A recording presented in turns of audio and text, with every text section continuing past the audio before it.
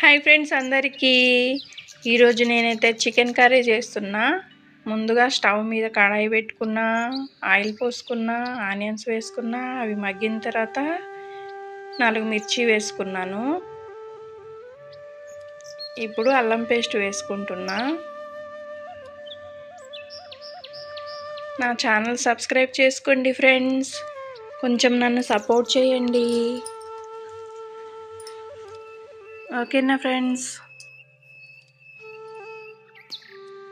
నేనైతే ముందుగానే కొత్తిమీర వేసుకుంటా, కొంచెం వేసుకున్నాను. ఇప్పుడు చికెన్ వేసుకుంటున్నా. మీరేం కర్రీ చేశారో కామెంట్ చేయండి ఫ్రెండ్స్.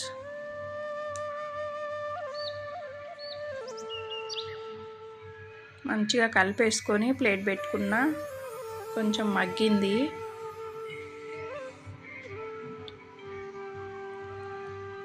ఇప్పుడు పసుపు వేసుకుంటున్నాను.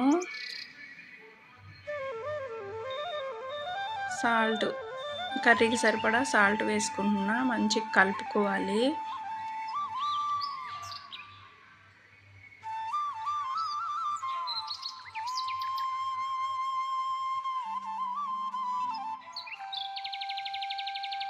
ఇంకేంటి ఫ్రెండ్స్ చెప్పండి.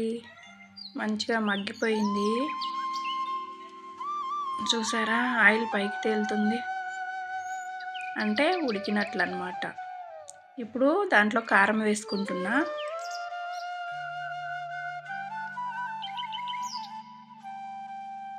మంచిగా కలుపుకోవాలి.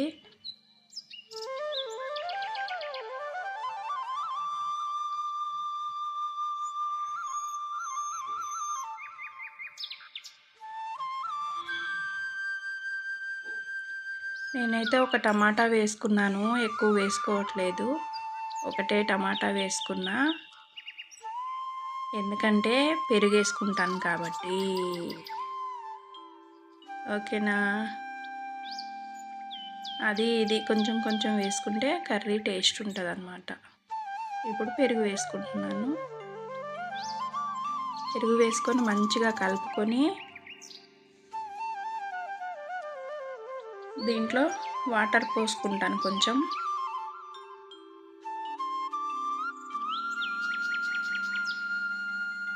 వాటర్ పోసుకుంటే మంచిగా గ్రేవీ తయారవుతుంది అన్నమాట.